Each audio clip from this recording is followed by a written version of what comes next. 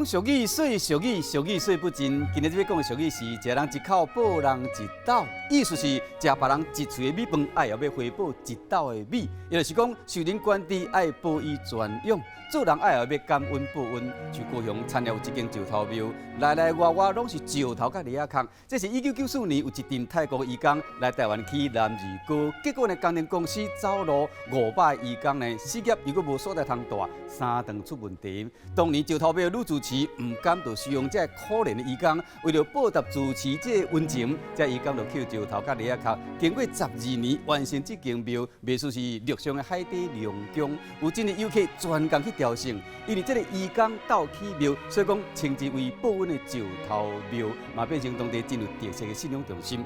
今日讲的俗语是：食人一口，报人一斗。